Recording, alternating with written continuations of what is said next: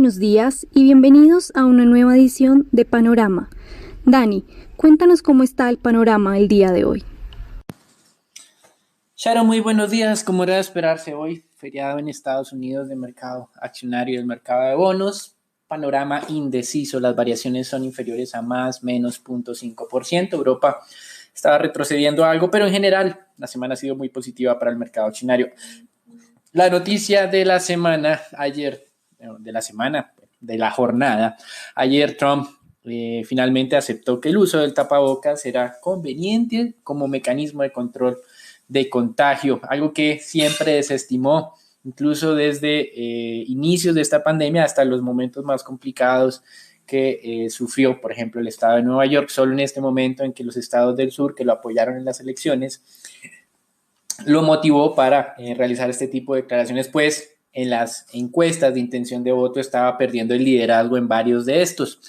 Así que es simplemente, desde nuestro punto de vista, un cálculo electoral, pues muy probablemente durante este fin de semana tampoco lo veamos que utilice este tipo de elementos, pues muy probablemente considera que es dar una imagen de debilidad. Mientras tanto, analizando la dinámica de esta semana del mercado accionario, el Standard & Poor's se ha valorizado cerca del 4%, sin contar el retroceso que estamos viendo hoy en futuros. Recuerden, mercado accionario cerrado. El índice Stoxx 600 europeo ha ganado cerca del 2%, incluyendo una pérdida del 0.4% del día de hoy. Los ETF de mercados emergentes en Estados Unidos de acciones se han valorizado un 3.6%, muy parecido al Colcap medido en dólares, pero claro, el Colcap se ha ganado el 3.8% porque 3% representa una variación del peso colombiano frente al dólar, es decir, un fortalecimiento del peso. Eso era hasta el día de ayer. El PMI manufacturero y de sector de servicios en pequeñas y medianas empresas en China mantiene esa buena dinámica al alza. 58.4 unidades marcó el PMI del sector servicios, de alguna manera mostrando que ya ese proceso de recuperación que inició en China desde el mes de marzo, no mayo como ha ocurrido en Europa, sino desde el mes de marzo, ya para lo que ha sido junio, está empezando finalmente a compensar lo que perdió todo en el mes de febrero. Así que esto hay que tenerlo en cuenta. Recuerden nuestras advertencias sobre la manera en que se debe leer estos PMIs, pues son encuestas, y también la manera de la pregunta que se está haciendo en esta encuesta. En Europa se revisaron los cálculos preliminares de los PMI de junio, que ya habían sido muy buenos, y los mejoraron aún más. El índice compuesto alemán pasó de 45.8 a 47, pero recuerden lo que hemos mencionado. China comenzó su proceso de recuperación en marzo y solo hasta junio empezó de verdad a compensar lo que se perdió en febrero. En este momento Europa todavía continúa en retroceso, como vemos. El PMI de Alemania del compuesto pasó de 45.8, cálculo preliminar de junio, a 47, es una buena noticia, pero sigue en contracción. Y esto es medido frente no a los momentos prepandemia, sino esto es junio frente a mayo, es decir que todavía no ha iniciado un proceso de recuperación mensual en términos consolidados. Así que las expectativas positivas y las revisiones al alza de las expectativas de crecimiento de Europa todavía no están soportadas por un proceso de recuperación un poco más sólido. Reino Unido está ausente en estas revisiones al alza de los pronósticos para el año 2020. Ya hemos mencionado en la noticia del día lo que ocurrió con el señor Trump y su cambio de parecer. Texas en este momento ha copado completamente su capacidad de UCIs y ha tenido que habilitar otro tipo de habitaciones para la atención de pacientes críticos. La Casa Blanca decidió reabrir una oficina que tenía vigente la administración Obama. Obviamente, pues recuerden que cuando comenzó Trump, su lema de campaña era cerrar todo lo que Obama había implementado. Lo que reabrió fue la oficina de control o de respuesta ante pandemias. Efectivamente, se demoró unos pocos meses pues, para hacer esta reapertura, aunque ya contaba con un equipo científico, el cual pues obviamente Trump ha venido criticando continuamente. Y en la parte positiva de la pandemia, Beijing empezó ya a moderar las restricciones por el brote que se surgió hace 2 semanas. Acá lo que hemos tenido es que ha sido una acción muy rápida, es muy diferente a la manera como actúa Occidente, porque el tema restrictivo bajo la administración de China pues es un poco más fuerte. Recuerden lo que viene ocurriendo en Hong Kong. Veíamos una noticia esta madrugada de ya el primer joven imputado con cargos de sedición por tener una camiseta con un eslogan secesionista. como tal. Así que recuerden que las penas para estos nuevos jóvenes pueden ser hasta de cadena perpetua. Occidente tiene muy poco que hacer en este frente. China amenazó a Reino Unido de que no le dé las visas o incluso la ciudadanía británica a los 3 millones de ciudadanos hongkoneses o a cualquier hongkonés que quiera, digamos, tener la ciudadanía británica como tal. Esto pues obviamente son más que manejo diplomático, porque muy poco podría hacer Occidente de aquí en adelante pues para evitar que China tome control de Hong Kong como tal. Y en noticias corporativas, Deutsche Bank da un paso adelante y esta atribulada firma de fintech alemana que falseó su balance, del cual desaparecieron más de 1.5 billones de euros en Asia, pues el Deutsche Bank está tomando la decisión de hacerse cargo de las operaciones de esta compañía. En divisas, pues feriado en Estados Unidos, pocos cambios en el mercado en este momento. En materias primas, el Brent se mantiene por encima de los $42 el barril. Las perforaciones petroleras en Estados Unidos descendieron otra vez de 188 a 185. Llevamos más de 16 semanas consecutivas de caídas de las perforaciones petroleras, lo que nos muestra es cómo se balancea el mercado fácilmente, pues por menos producción. Más adelante vendrá el tema de recuperación de la demanda, pero la producción sí ya se está empezando a ajustar de manera importante y es la razón por la cual tenemos esos precios de petróleo un poco más altos que en el peor momento de la crisis, pero más bajos que antes de que ocurriera. Y en renta fija, los tesoros ayer hicieron dos movimientos. Salieron los datos de mercado laboral muy positivos, sorprendentes, subieron del 0,68 al 0,70 y una vez se fue disipando todo este buen impulso, recuerden, solo se ha recuperado la tercera parte de los empleos que se perdieron en marzo y abril.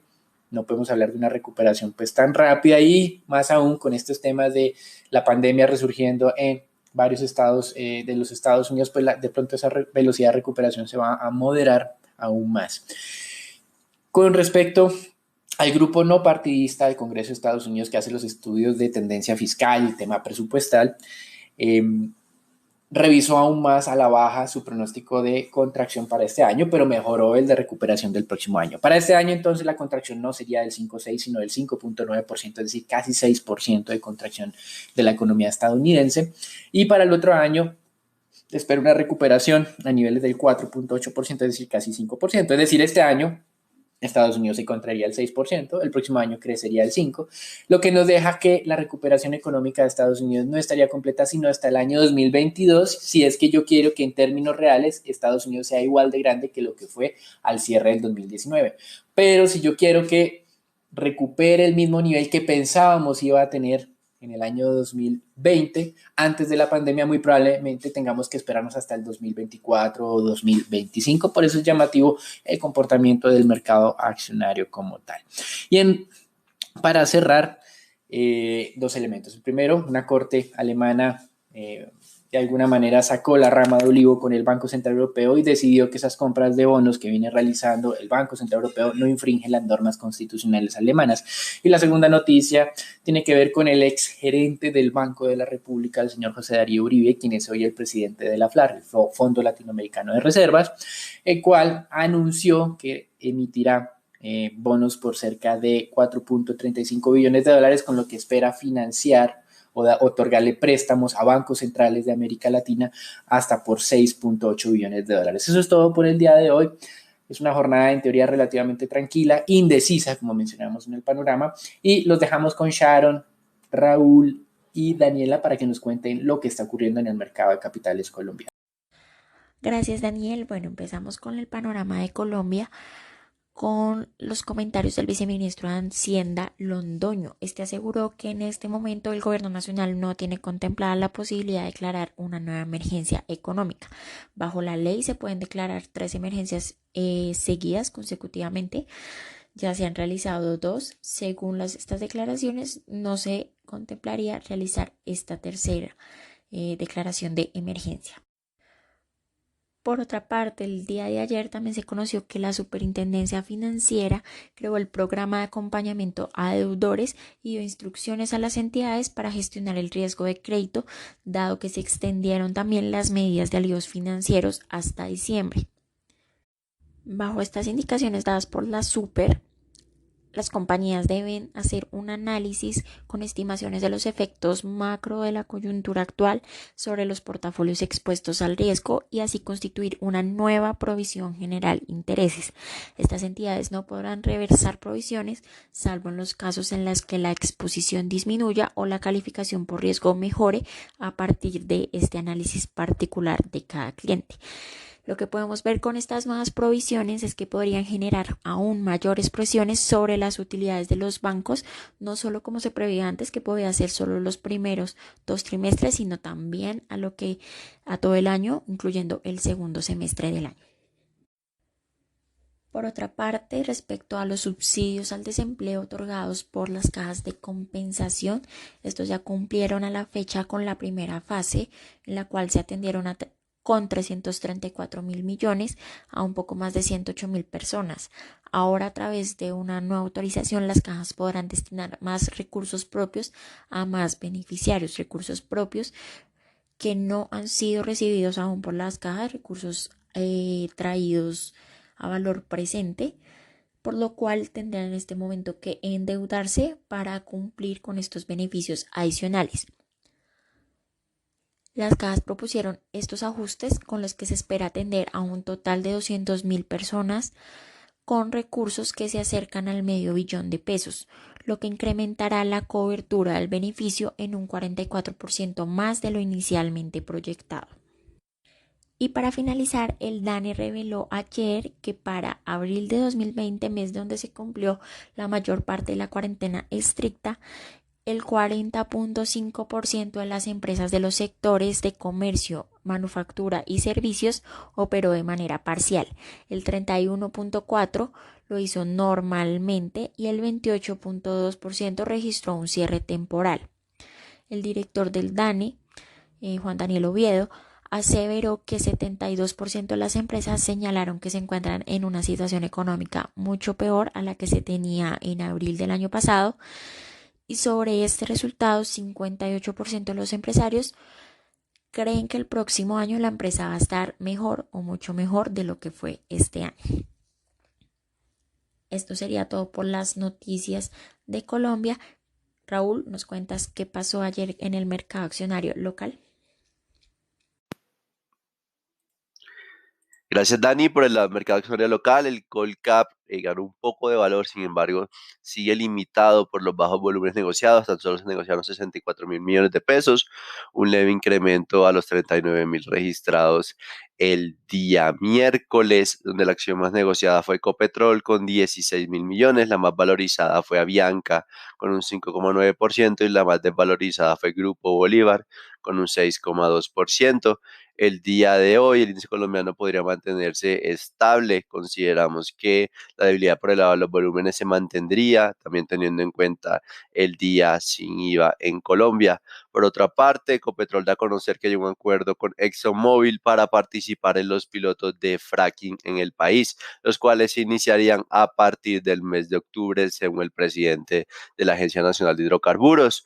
Por otra parte, Promigas informa que le autorizó a Gases del Pacífico adquirir el 100% de las acciones de gas comprimido del Perú o Gascop, entidad que se dedica a la comercialización de energía eléctrica.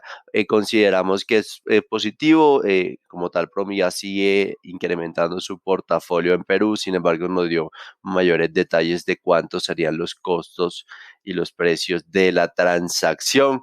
Por otra parte, en acciones, Grupo Bolívar pierde valor ante su posible no entrada al índice Colcap, ya eso es casi un hecho en el rebalanceo de junio, a pesar de ingresar en el H. Colcel en el mes anterior. Sin embargo, mantenemos la perspectiva positiva, ya que en la medida que se acerque el mes de octubre tendría un factor diferencial al resto de las especies, es decir, estar en H. Colcel para ingresar al Colcap en la recomposición de este en el mes de octubre. Y finalmente, el Grupo Sura gana valor el día de ayer y recupera los 19.000 pesos, favorecido principalmente por un leve incremento por el apetito por el emisor. Esperamos que la ampliación de la cuarentena obligatoria en el país tendría mayor deterioro sobre los fundamentales de la compañía, aunque ya estaría descontado sobre los precios actuales. Bueno, Dani, cuéntanos cómo amanece ahora el día de hoy. Muchas gracias, Raúl. Ayer en el comité cometimos o en el reporte cometimos un error importante, esperando que hoy fuera un mercado de dólar operando bajo la modalidad Next Day. Si bien es cierto, en Estados Unidos tenemos feriado en mercado accionario, feriado en mercado de bonos, es un feriado público también, no es un feriado bancario, así que el mercado del dólar estará funcionando normalmente. Ayer se negociaron 1.022 millones de dólares, se recuperó el nivel o el monto negociado, cerrando en 3.645,99. Bajó muy fuertemente la cotización del dólar en Colombia. El nivel de resistencias que tenemos para el día de hoy, entonces lo tuvimos que moderar a niveles de 3.684, el 3.716 y el soporte, el único que nos queda relativamente viable es el 3.582. Pues digamos que las anteriores marcas se rebasaron realmente rápido. Ayer tuvimos una expectativa de 3.675 como siguiente nivel luego de la ruptura del 3.700. Evolucionó demasiado rápido en este frente, así que nos quedamos sin más niveles de referencia a la baja que la media móvil 200. Eso es todo por el día de hoy. Sharon, ¿qué está ocurriendo en el mercado de renta fija local? Gracias, Dani. En medio de ese panorama indeciso de la jornada del día de hoy, en el cual no veremos mayores movimientos por el feriado en Estados Unidos, el día de ayer la renta fija local presentó valorizaciones generalizadas en línea con la devaluación de la moneda y este entorno positivo internacional por avances en vacunas, lo que hizo que la curva TES-tasa fija se valorizara alrededor de 10 básicos y de igual forma la curva TES-UR cayó cerca de 3 básicos, pero aún muy concentradas las operaciones en la parte corta de la curva, lo que ha continuado empinando ambas curvas. En cuanto a los test del 24, continuaron buscando nuevos mínimos hasta el 3.7%, descendiendo cerca de 10 básicos. E igualmente los test del 28 se valorizaron hasta el 5.55%, una valorización de 11 básicos. Por el lado de deuda corporativa, los niveles repuntaron un poco, aproximadamente 10.000 millones a través del sistema transaccional y cerca de 600.000 millones por registro. Lo más negociado continúa siendo tasa fija en plazos inferiores a 3 años y los IPCs continúan siendo la referencia más valorizada, seguidas por los TES en pesos, mientras que los TES en IBR mantienen estas amplias desvalorizaciones que, como les contaba ayer, son típicas cuando se presenta una senda decreciente en la inflación. Por eso nuestra recomendación se mantiene en ponderar de igual forma tasa fija e IPC en la parte media de la curva, especialmente empezando a enfocarse más en estos títulos indexados a la inflación. Gracias por escucharnos y no olvides conectarte a diario para conocer el panorama del mercado. Buen día y hasta la próxima.